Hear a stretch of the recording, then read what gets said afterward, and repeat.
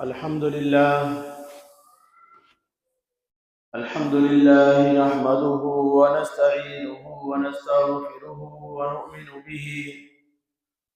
ونؤمن به ونتوكل عليه ونعوذ بالله من شرور أنفسنا ومن سيئات أعمالنا من يهده الله فلا مضل له ومن يضلل فلا هادي له ونشهد أن لا إله إلا الله وحده لا شريك له ونشهد أن سيدنا وسندنا وحبيبنا وشفيعنا ومولانا محمدا عبده ورسوله أما بعد فأعوذ بالله من الشيطان الرجيم بسم الله الرحمن الرحيم وأقيموا الصلاة وآتوا الزكاة واركعوا مع الراكعين فقد قال النبي صلى الله عليه وسلم حسنوا أموالكم بالزكاة وداووا أمراضكم بالصدقة واستقبلوا أمواج البلاء بالدعاء والتضرع أو كما قال عليه الصلاة والسلام. سبھی عقیدت و محبت میں درود شریف پڑھیں. اللهم صل على محمد وعلى آل محمد كما صليت على إبراهيم وعلى آل إبراهيم إنك حميد مجيد. اللهم بارك على محمد وعلى آل محمد كما باركت على إبراهيم وعلى آل إبراهيم إنك حميد مجيد. برادران عزیز، بزرگوں اور دوستوں، اللہ کا بڑا احسان ہے، کرم ہے کہ اس رب نے ہمیں رمضان المبارک کا مہینہ عطا فرمایا. اس رب کی مدد اور اس کے فضل سے 15 روزے الحمدللہ مکمل ہو چکے ہیں. آج 16واں روزہ ہے. خیر عافیت کے ساتھ الحمدللہ 15 روزے ہم رکھ چکے ہیں اور اللہ کے پاس ہمارے وہ روزے پہنچ چکے ہیں. اللہ ان کو قبول فرمائے اور جتنے بچے ہوئے اللہ ان کو رکھنا ہمارے لیے آسان بنائے. بزرگوں، آج 2-3 باتیں آپ حضرات کے سامنے عرض کرنی ہے، کیونکہ رمضان المبارک کا یہ دوسرا عشرہ چل رہا ہے اور دوسرا عشرہ مغفرت کا عشرہ ہوتا ہے. اللہ رب العزت اپنے بندوں کے گناہوں کو معاف فرماتے ہیں. یہ وہ عشرہ ہے جس میں کوئی اللہ سے گڑ گڑا کر دعا مانگے، کوئی توبہ کرے، اللہ اس کی توبہ کو قبول کرتے ہیں. کوئی اپنے گناہوں پر معافی مانگے، اللہ اس کے گناہوں کو معاف فرما دیتے ہیں. اور توبہ کرنے والوں سے اللہ رب العزت بہت خوش ہوتے ہیں. مسلم شریف کی روایت میں اللہ کے رسول صلی اللہ علیہ وسلم نے مثال دے کر سمجھایا کہ اللہ رب العزت کیسے خوش ہوتے ہیں توبہ کرنے والے سے. فرمایا کوئی آدمی سفر میں ہو اور اس کی سواری اس کے ساتھ ہو، سواری پر ہو، اور اس سواری پر کھانا، پانی، دانا، جو کچھ اس کا سفر کے ساز و سامان ہے وہ پورا کا پورا اس پر رکھا ہوا ہو. اب ایسی صورت میں وہ جب کچھ دور سفر میں چلا جائے تو اچانک اس کی سواری گم ہو جائے. اب اس کی اچانک جب سواری گم ہو گئی، اب کھانا بھی نہیں ہے اس کے پاس، پینا نہیں ہے اس کے پاس، کچھ بھی نہیں ہے. اب اسے ڈھونڈ کر وہ تھک چکا ہے، مایوس ہو چکا ہے کہ اب وہ ملے گی نہیں میری سواری. اچانک بھوک لگی ہوئی ہے، پیاس لگی ہوئی ہے اس شدت کی کہ وہ یوں سمجھتا ہے کہ میری جان نکل جائے گی، اب مجھے موت آ جائے گی.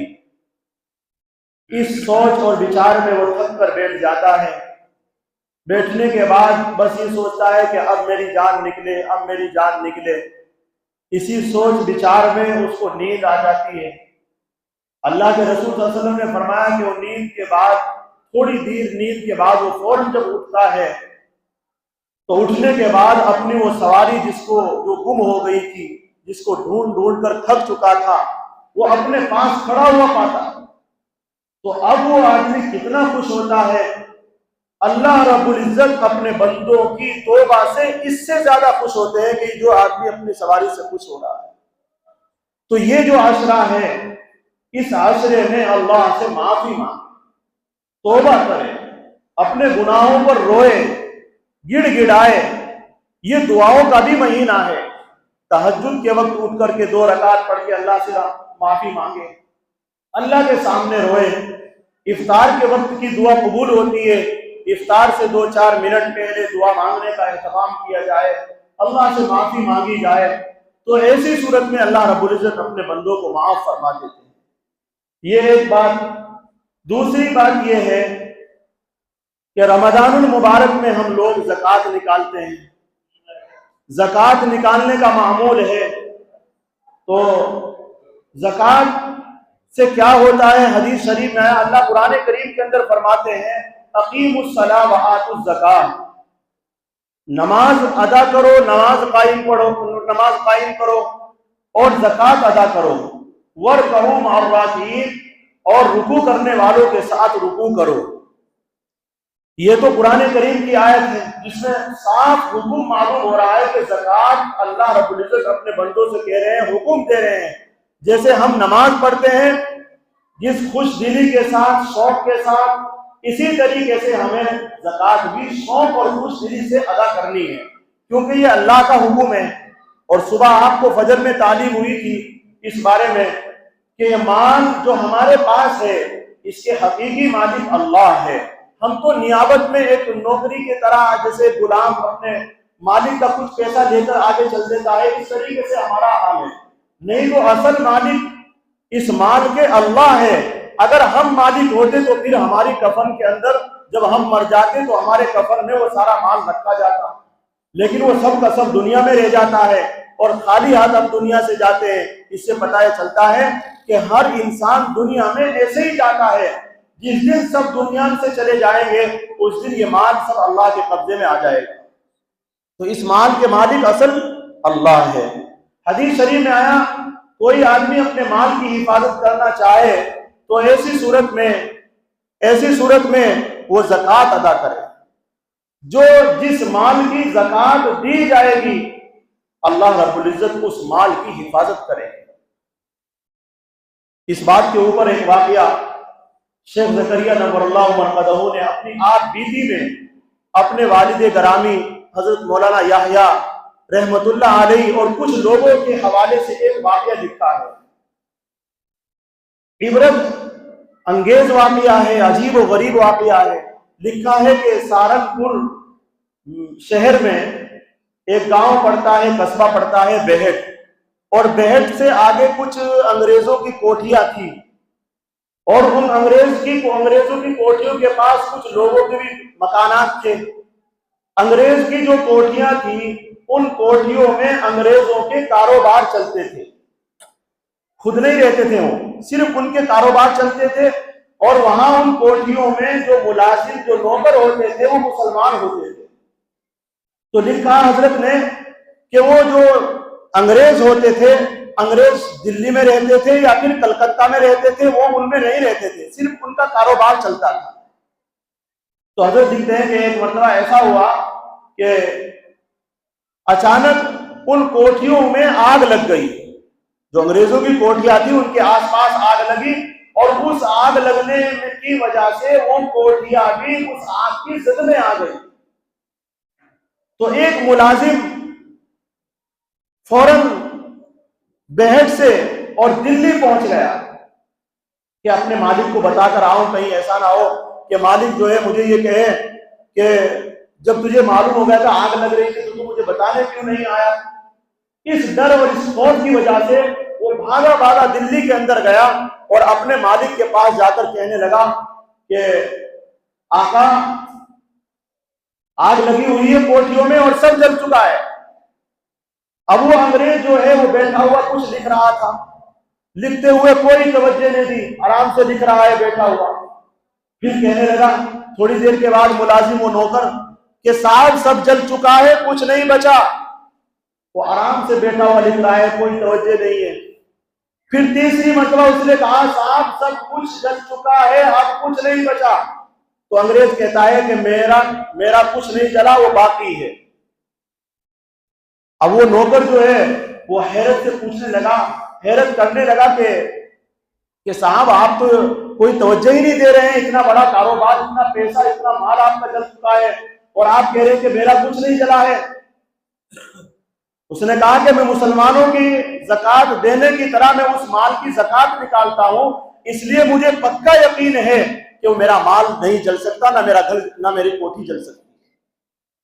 اب وہ آدمی جو ہے حضرت لکھتے ہیں کہ وہ آدمی جب یہ بات سنی اس انگریز کے منہ سے، وہ اپنا آرام سے سوچنے لگا کہ میں تو صاحب کے پاس اس لیے آیا تھا کہ ہمدردی میں کہ صاحب آپ کی سب کچھ جلدی کا کچھ انتظام کیا جائے، لیکن اس کے کانوں پر کوئی جو ہی نہیں دیکھتی ہے، تو آرام سے بیٹھا ہوا لکھ رہا ہے، کوئی فکر اور کوئی احساس ہی نہیں ہے۔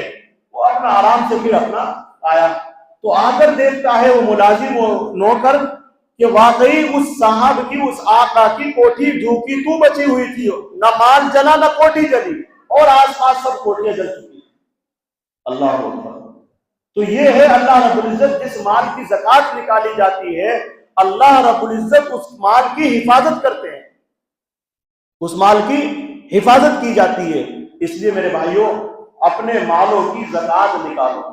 مال جو سونا ہے، چاندی ہے، تجارت کا سامان ہے، تجارت کا کوئی بھی سامان ہے، ہم اس مال کی زکوٰۃ نکالیں، اللہ رب العزت اس مال کو بڑھائیں گے اور اس مال کی حفاظت فرمائیں گے۔ اگر مال کی زکوٰۃ نہیں ادا کی جائے گی تو پھر ایسی صورت میں کیا ہوگا کہ وہ مال بھی ختم ہوگا اور اس آدمی کو بھی عذاب ہوگا۔ حدیث شریف میں آیا جب انسان دنیا سے چلا جائے گا اور جو آدمی مال کی زکوٰۃ نہیں دے گا، قرآن کریم کی آیت ہے ان قارون کان من قوم موسیٰ فبغى علیہم، ان آیتوں میں اللہ رب العزت نے لکھا ہے، یا اس کے علاوہ سورہ توبہ میں ہے کہ اس کی مال کو آگ کے پتلے بنا کر اس کی پیٹھ پر، اس کی پیشانی پر، اس کے منہ پر ان کو بجھایا جائے گا کل قیامت کے دن۔ آگ کے چوے چھوٹے چھوٹے پتلے بنائے جائیں گے اور ان کو آگ کے اندر دہکایا جائے گا، پھر اس کی پیٹھ پر رکھ کر کے انہیں بجھایا جائے گا، اس کے سر پر، اس کے ماتھے پر، اس کے منہ پر، اس کے پورے بدن پر ان کو بجھایا جائے گا، اس مال کے جس مال کو چھوڑ کر وہ دنیا سے چلا گیا تھا، زکوٰۃ جس کی ادا نہیں کی گئی۔ اسی طریقے سے حدیث شریف میں آیا کہ گنجا سانپ بنا دیا جائے گا کل قیامت کے میدان میں، جو زکوٰۃ نہیں ادا کرتے، چاہے وہ مرد ہو چاہے عورت ہو، اور وہ سانپ کل قیامت کے دن ان کے پیچھے دوڑے گا اور وہ آدمی بھاگے گا اور کہے گا کہ تو کیا بلا ہے، کہے گا میں تیرا مال ہوں جو دنیا میں چھوڑ کر آیا تھا، آج میں تجھے چھوڑوں گا۔ حدیث شریف میں آیا کہ اس کا نچلا جبڑا پکڑ لے گا وہ سانپ اور اس کے اوپر ڈس مارے، اسے ڈسے گا، اسے کھائے گا۔ اسی طریقے سے واقعہ لکھا کتابوں کے اندر کہ علامہ ذہبی رحمۃ اللہ علیہ لکھتے ہیں ایک واقعہ کتابوں کے اندر کہ علامہ ذہبی رحمۃ اللہ علیہ اپنے دوستوں کے ساتھ ابو سنان رحمۃ اللہ علیہ کے پاس ایک مرتبہ گئے تو ابو سنان رحمۃ اللہ علیہ کہنے لگے کہ بھائی ہمارے پڑوس میں ایک کا بھائی ہے، اس کا انتقال ہو گیا ہے، چلو اس بھائی کے پاس جا کر کے تعزیت کریں گے، اس سے ملیں گے، اسے تسلی دیں گے۔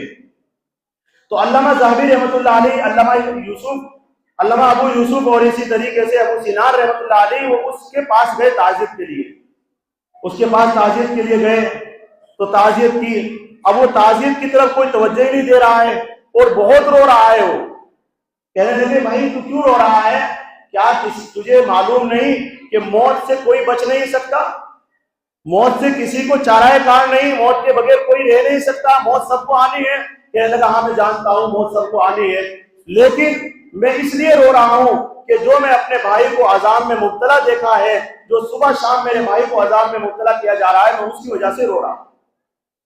تو ابو سنان رحمۃ اللہ علیہ کہنے لگے کہ تجھے کیسے معلوم ہو، کیا تجھے خدا کے غیب پر اطلاع ہو گئی کہ تجھے اپنے بھائی کے بارے میں یہ پتہ لگ گیا کہ وہ صبح شام اس کے اوپر عذاب دیا جا رہا ہے؟ کہنے لگا ہاں مجھے معلوم ہو گیا۔ کہنے لگے کیسے معلوم ہوا؟ تو کہنے لگا وہ کہ جب میرے بھائی کو قبر کے اندر اتارا گیا اور قبر میں رکھنے کے بعد تو سب لوگ چلے گئے، لیکن میں وہیں تھوڑی دیر کھڑا رہا، بیٹھا رہا، تو اچانک میرے بھائی کی قبر سے یہ آواز آئی، مجھے اکیلے کو عذاب کے لیے بٹھا دیا گیا۔ اندر سے آواز آئی کہ مجھے عذاب کے لیے اکیلے کو بٹھا دیا گیا۔ اور پھر کہنے لگا کہ میں تو نماز بھی پڑھتا تھا، میں روزے بھی رکھتا تھا، مجھے عذاب کیوں دیا جا رہا ہے؟ یعنی اس طریقے سے اندر سے آواز آئی۔ تو کہنے لگا میری بھائی کی محبت مجھے جوش میں آئی اور میں نے سوچا نہیں میں کھول کر دیکھوں گا قبر کو۔ تو میں نے قبر کی مٹی ہٹا کر دیکھی تو میرے بھائی کی قبر میں آگ کے شعلے بھڑک رہے تھے، اور میرے بھائی کے گلے کے اندر ایک آگ کا پٹا پڑا ہوا تھا، جس طریقے سے کتے کے گلے میں جو پٹا ڈال دیتے ہیں اسے ادھر ادھر کرنے کے لیے، اس طریقے سے آگ کا ایک کڑا اور ایک توپ اس کے گلے میں پڑا ہوا تھا۔ تو کہنے لگا کہ میرے اندر جوش آیا کہ بھائی کی محبت ہے، تو میں نے وہ توپ ہٹانے کی جو کوشش کی ہاتھ لگا کر، تو میرا ہاتھ جل گیا۔ ابو سنان کہتے ہیں کہ ہم نے اس کا ہاتھ جلا ہوا دیکھا، بالکل کالا تھا، اور وہ اس کی عذاب کی وجہ سے جو اس کے ہاتھ کے اندر جلن اور درد تھا اس کی وجہ سے رو رہا، یا پھر وہ اپنے بھائی کی وجہ سے بھی رو رہا تھا۔ تو کہنے لگا کہ بھائی میں کیسے نہ رہوں کہ میرے بھائی کو ایسا عذاب ہو رہا ہے، میں کیوں نہ غم کروں؟ تو ابو سنان رحمۃ اللہ علیہ کہنے لگے ایسا کیا عمل تھا تیرے بھائی کا جس کی وجہ سے یہ عذاب دیا جا رہا ہے؟ تو اس نے بتایا، مختصر میں بتا رہا ہوں، اس نے بتایا کہ میرا بھائی نماز بھی پڑھتا تھا، روزے بھی رکھتا تھا، لیکن زکوٰۃ نہیں دیتا۔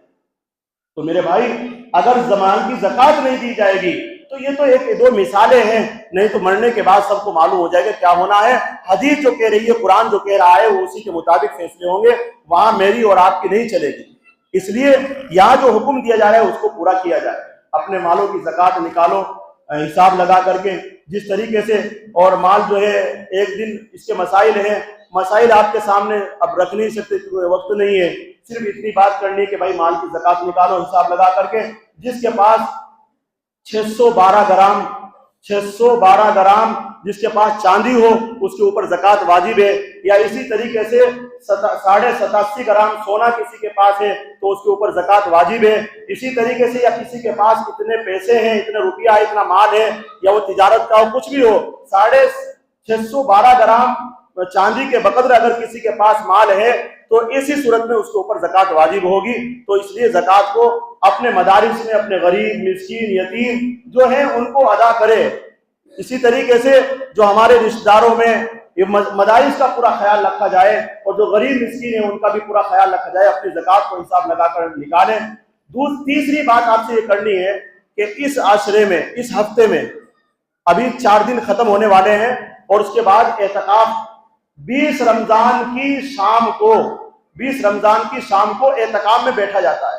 حدیث شریف میں آیا جس نے 10 دن کا اعتکاف کیا اس کو 2 حج اور 2 عمروں کا ثواب ملے گا، اور 1 دن کا اعتکاف اس کو 3 خندق جہنم سے دور کر دے گا۔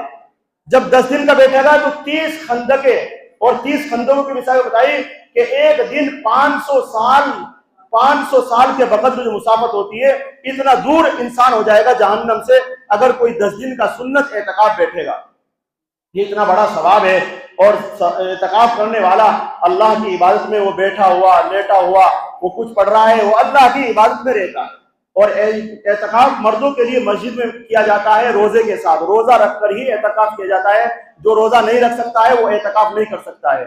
اسی طریقے سے جو عورت ہے وہ بھی ایسے ہی روزہ رکھ کر ہی اعتکاف کرے گی، اور اپنے گھر میں کرے گی، گھر میں ایک کونا متعین کرے گی، کسی صحن میں پھر نہیں آئے گی بغیر بات کے، کوئی ضرورت ہوگی تو صحن میں آئے گی اپنے گھر کے، نہیں تو اس کونے میں ہی بیٹھی رہے گی، وہی اپنا سب کام کرے گی، اس کا بھی اعتکاف مانا جائے گا۔